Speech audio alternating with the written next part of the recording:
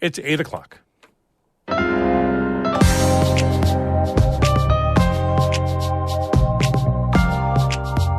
Good morning. This is Northern Light for Monday, May 1st. I'm Monica Sandreski. And I'm Todd Moe. The Lake Champlain-Lake George Regional Planning Board is out with an extensive study on housing issues in the region. We did an employer survey. We had 95 employers answer, and 38% of them said that they have had a prospective employee decline a position because they couldn't find housing. Director Beth Gillis brings us key findings and potential housing solutions just ahead. Black flies are starting to swarm, but some North Country communities are taking a stand.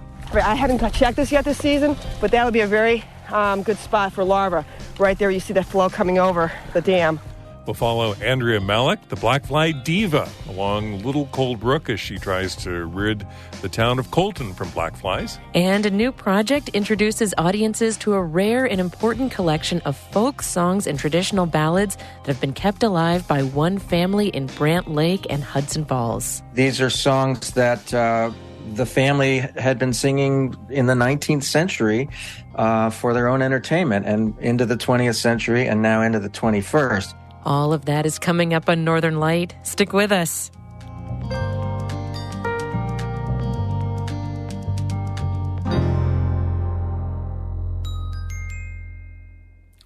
Broadcast of Northern Light here on North Country Public Radio is supported by the Village Mercantile Saranac Lake, partnering with local nonprofit organizations to sell their merchandise through their e-commerce store, villagemerc.com, and by Apothecary Chocolates, making gourmet chocolates by hand from all natural herbs, botanicals, and tree syrups, apothecarychocolates.com.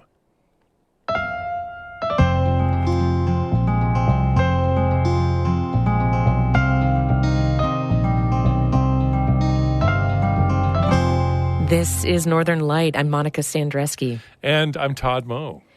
We've known for years that there's not enough housing for workers in the North Country. Now, new data defines precisely how severe the housing shortage is and what kind of impact it's having on the region.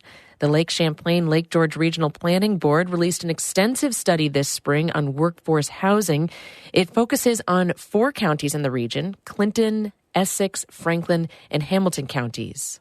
The study found that there is a shortage of about 20,000 housing units in the region, and that there will be an additional demand of 7,000 more homes in the next decade. Emily Russell spoke with the board's executive director, Beth Gillis, about the key takeaways from the study. So, Beth, why did the board take on this housing study? Workforce housing, I think everybody knows, is a big issue in the North Country, but when you're trying to do something about it or apply for grant funding, you need to have solid data behind it.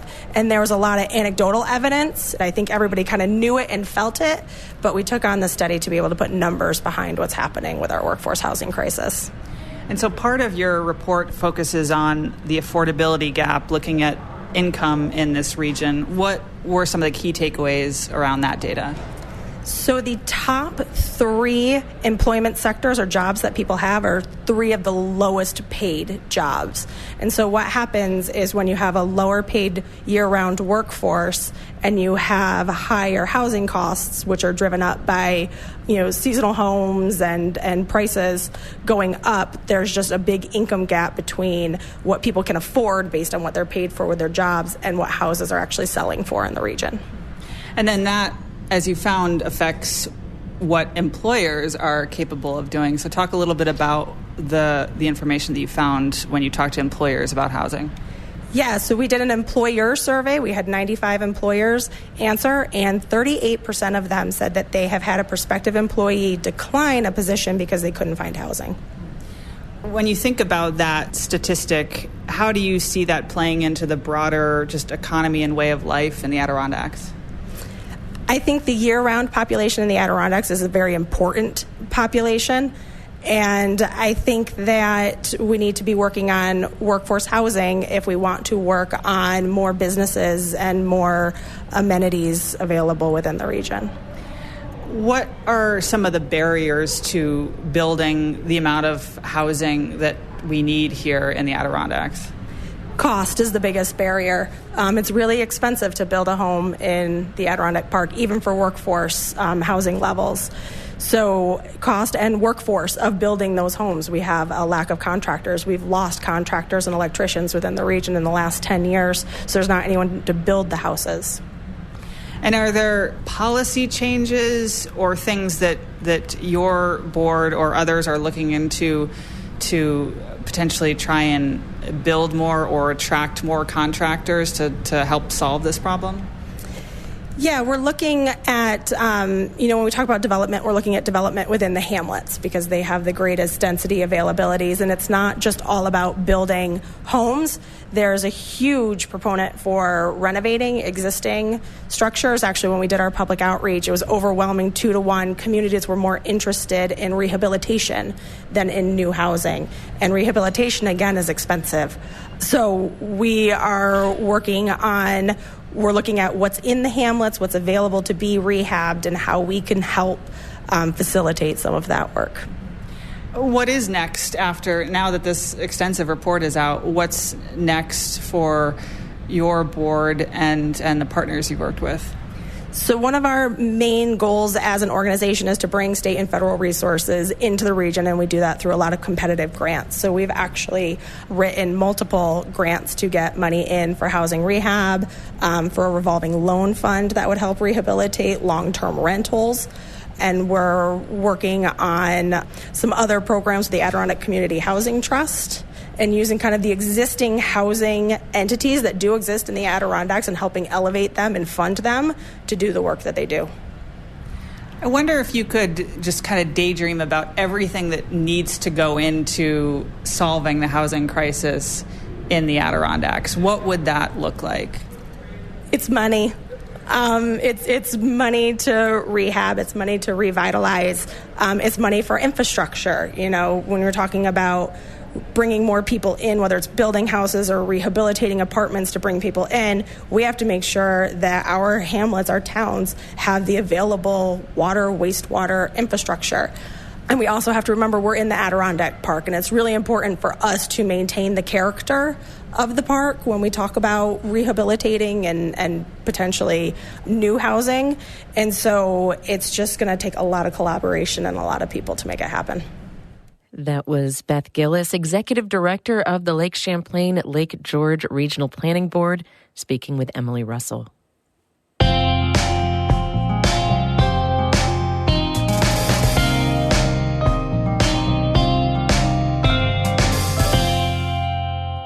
Messina police are continuing to investigate the death of a person whose body was found along the Grass River. According to a press release from Police Chief Jason Olson, the body was discovered in the village behind Trombino's restaurant on April 22nd. The cause of death is unknown, but foul play is not suspected.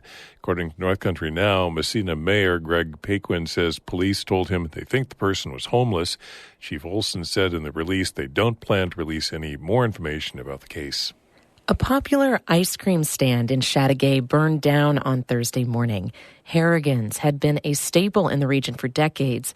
Lucy Grindon has more. People have been getting soft serve at Harrigan's in Chateauguay for 33 years, especially summertime campers. My husband knew about it because he had went with his family. There's a campground out there called Ponderosa, so they would all, I guess, stop there for ice cream on the way to go to camp in the summers. That's Natalie Jarvis from Malone. She reached out to NCPR to tell us about Harrigan's last summer when we were putting together our North Country ice cream map. I'm not a big ice cream fan, but theirs is the best. I would always get one of their baby cones, but they're huge. They weren't baby cones. According to the Malone Telegram, firefighters responded early Thursday morning to find the business fully engulfed in flames. The fire chief from Chateauguay told the paper there wasn't anything they could do to stop the fire, so they knocked the building down instead. Chris Cordes is another Harrigan's fan from Malone. Me and my granddaughter like to go there. Cordes says that without Harrigan's, there won't be another ice cream stand in that area this summer. I mean, there are other places, but there isn't any place close to there. It's a 20-minute drive from almost anywhere. Harrigan's had just opened for the season last Friday. The owner, Debbie Harrigan, told the paper she's not sure what's next for the ice cream stand. Lucy Grindon, North Country Public Radio. We got in touch with Natalie Jarvis and Chris Cordes about Harrigan's via the NCPR Texting Club. You can join the Texting Club and help us cover the local news that's important to you by texting NEW to 315-978-6277.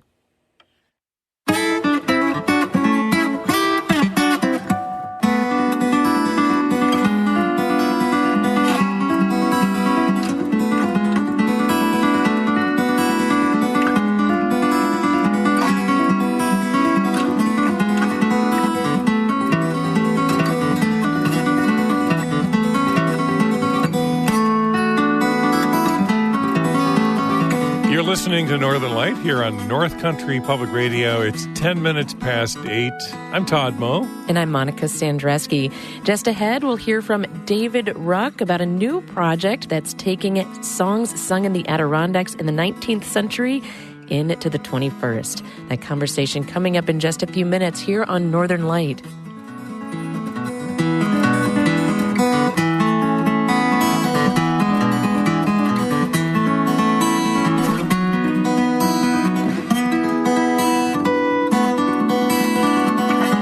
Music by Hank Soto in Stony Creek.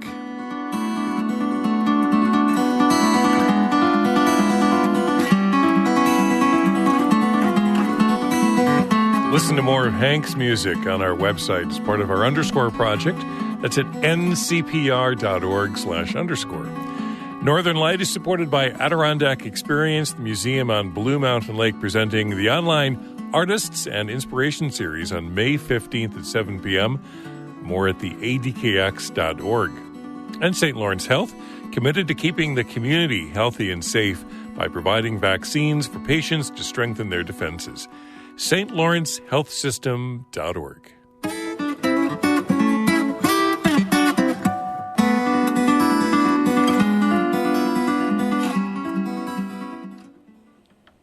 It's one of the cruelest fates dealt to the North Country.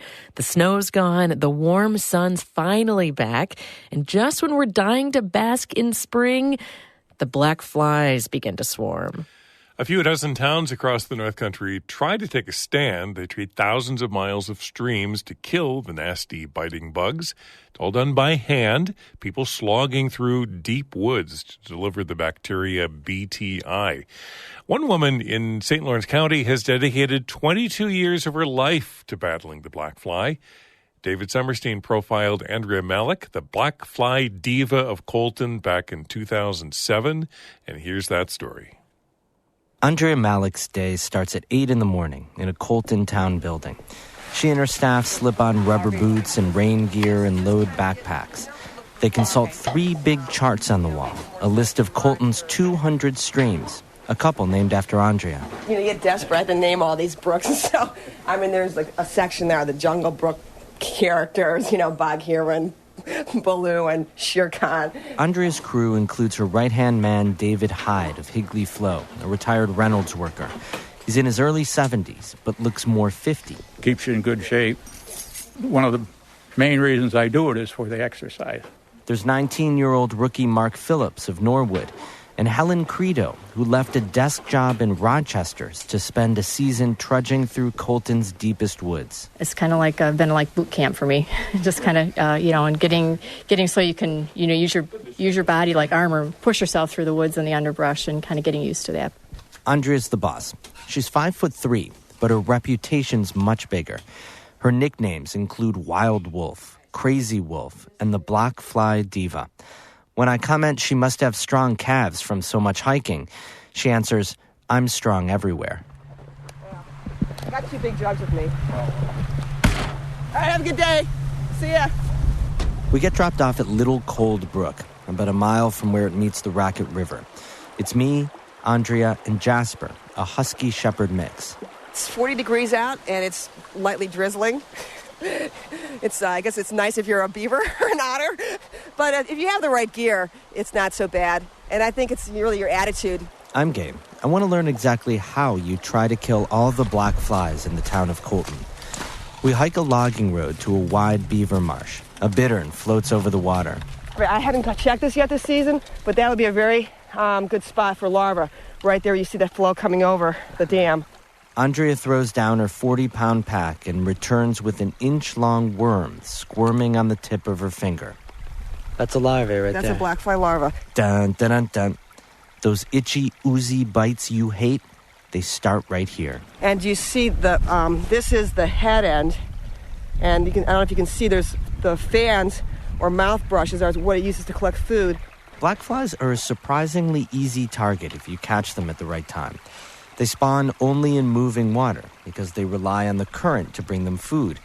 But it can also bring them a bacteria called BTI. Let's see. Andrea carefully measures out a dose of BTI into a sprayer bottle. The dose is based on stream flow, water temperature, and distance to the next treatment. The liquid looks like chocolate milk, and it smells like Ovaltine. Andrea adds water. So this is a little pressurized sprayer, and it just really helps distribute it. Now 40-pound pack and all, Andrea balances nimbly on the beaver dam and sprays BTI upstream.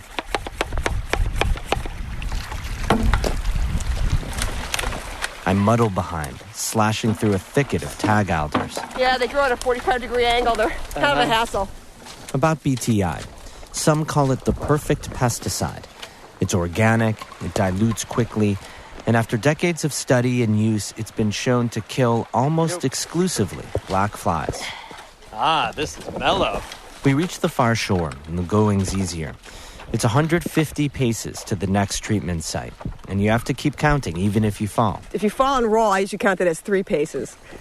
Andrea motors over rocks, sidesteps holes, moving like a running back. Jasper trots ahead. I labor to keep up. Andrea takes a seat amidst the tawny grasses of last summer to mix another batch of BTI.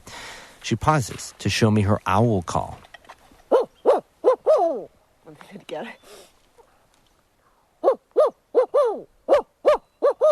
Sometimes they'll come. I've had them, I've called them in. They come over and check me out.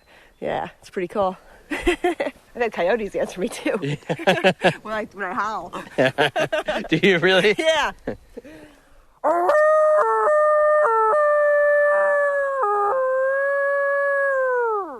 Jasper gets into it too.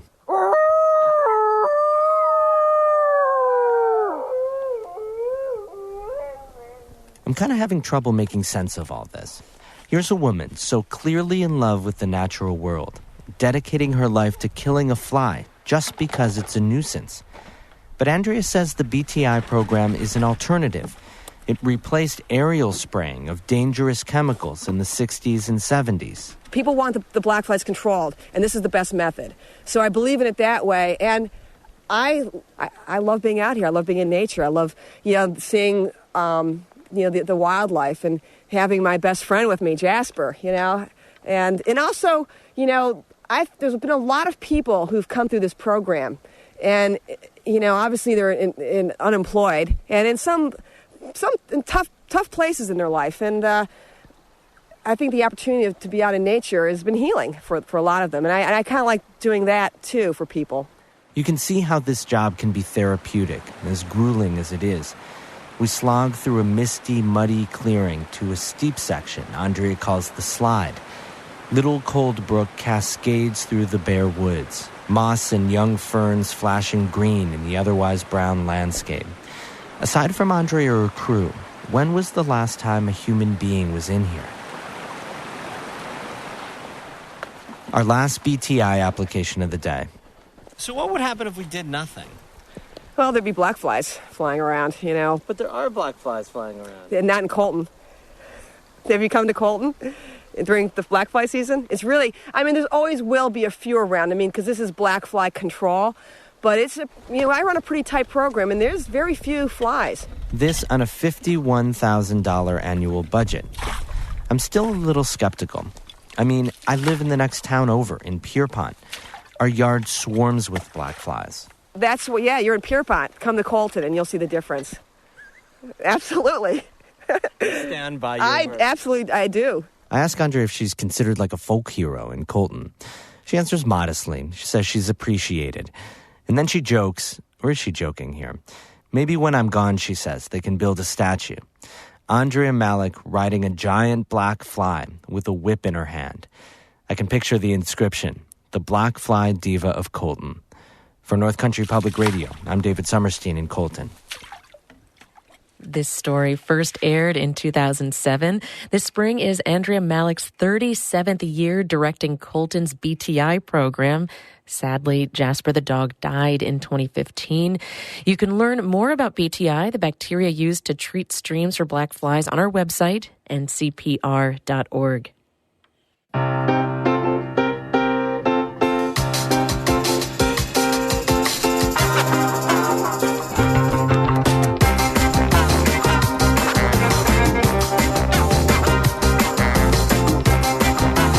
You're listening to Northern Light here on North Country Public Radio. I'm Todd Moe. And I'm Monica Sandreski. In just a minute, a new project is looking at Adirondack songs little known today outside of a small circle of folklorists. After that, it's Bird Note. California quail chicks are up and running almost immediately after they hatch. More on that just ahead at 8:42. But first, Todd has a look at the weather for us. Very simple. Rain today, rain tonight, rain tomorrow, rain Wednesday. That's the Weather Service predicting rain showers. Winds out of the southwest today, gusts up to 35 miles per hour at times. Highs in the 50s, lows in the 40s tonight, and highs tomorrow, low 50s. 90% chance of rain continuing today, and an 80% chance of rain on Tuesday. Right now, showers and 44 degrees in Canton. Musician and teacher Dave Ruck, along with Brant Lake singer Colleen Cleveland, are hosting a series of free workshops this week to introduce some heritage music from Colleen's family to area musicians and the general public. The workshops will start this Thursday night, May 4th, at View in Old Forge. The New Audiences for Old Songs project aims to expand awareness of and enjoyment for rare folk songs and traditional ballads from the Adirondacks. It's kind of self-made music sung by everyday people. Yeah, these songs have been kept alive in one family, the Clevelands, and the music is little known today outside a small circle of folklorists. Dave Ruck told me that the goal of the project is to introduce the songs to musicians working in more mainstream genres so they, in turn, can bring the music to their audiences. Ruck says Colleen Cleveland has a collection of hundreds of songs passed down to her from 5 generations of her family in the Adirondacks. These are songs that the family had been singing in the 19th century for their own entertainment and into the 20th century and now into the 21st.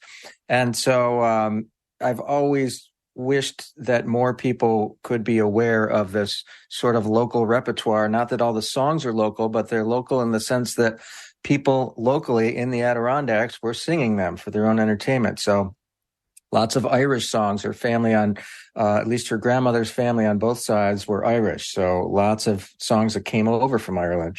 Some fun local songs that you wouldn't hear anywhere else that were made up, in the logging camps or on the canals, Champlain Valley Canal. They come from the kind of Lake George area of New York State. Brant Lake and Colleen's grandmother, Sarah Cleveland, lived in Hudson Falls. Like I said, I've always wished that more people could be aware of this repertoire. And so we're going to be exposing musicians who work in various different genres, not just folk musicians. Folk musicians are certainly welcome. But the idea was, let's get some country bands and let's get some bluegrass bands and some old time musicians and even some rock bands and some jam bands. Anybody who's interested in learning a song or two from this local repertoire and then ultimately performing it for their audiences. I love the fact that and the idea that there are so many other genres that can tap into this music. You were telling me that there are great examples of how these ballads end up in the hands of rock musicians. And absolutely. I mean, I think one of the more famous examples is Simon and Garfunkel's song Scarborough Fair, which is an old English ballad that they kind of did their own version of. Grateful Dead fans might be familiar with their version of the song Peggy-O, which is an old Scottish ballad that goes back hundreds of years. And they simply put their own twist on it and made it their own, to the point where lots of Grateful Dead fans assume Peggy O is one of their own songs, you know?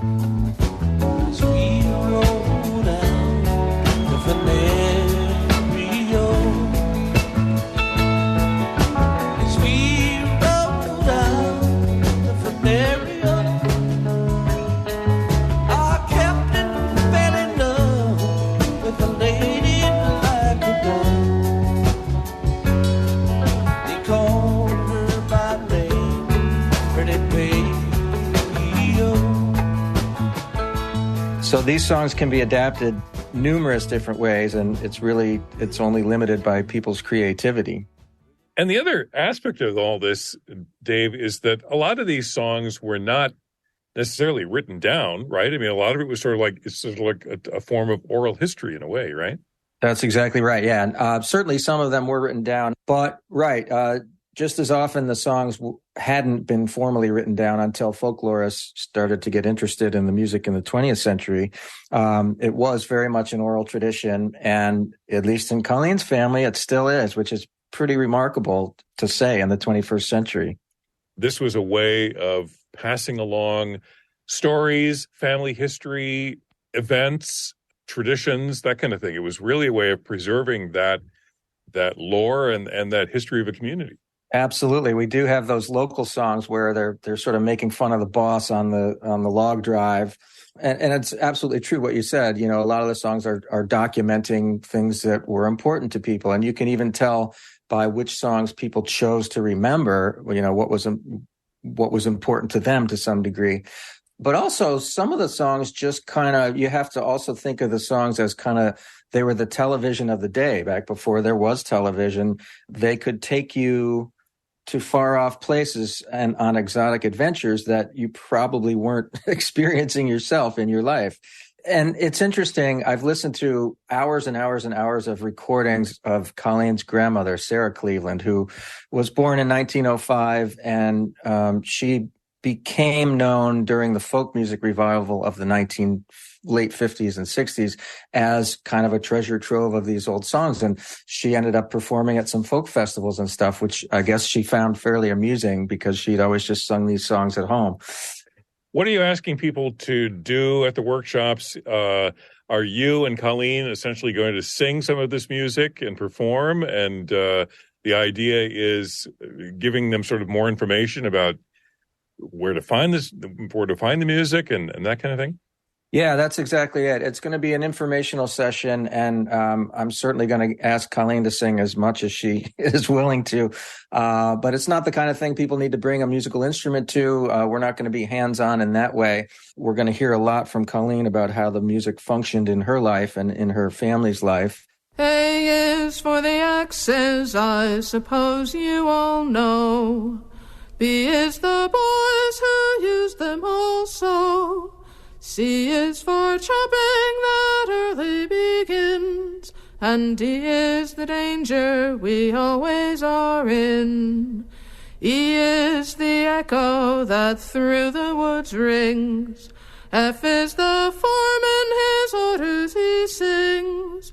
G is the grindstone so swiftly doth turn, and H is the handle so smoothly it's worn. So she generally does in the old style, which is a cappella with no musical accompaniment whatsoever. And then toward the end of the session, we're going to let everybody know where they can get their hands on dozens and dozens and dozens of these songs that they can then sort of comb through on their own time, find one or more versions that they might want to work up. And then my goal is to get people to send me videos of them performing one or more of the songs. And we're going to spread those on social media. We've got a couple of different YouTube channels. We're going to put them on. It will be for anyone who sends us a video of themselves performing one of the songs. We will be disseminating that on social media and on YouTube and on the project's webpage for other people to hear. So hopefully it'll bring a little more, a few more ears and eyeballs onto some regional musicians as well. Musician and teacher Dave Ruck talking about the new Audiences for Old Songs workshops. They're free and open to everyone. The first one is Thursday night at View in Old Forge. There's more info at ncpr.org. That's Northern Light for this first day of May. I'm Monica Sandreski. And I'm Todd Moe. Thanks for listening. Be well.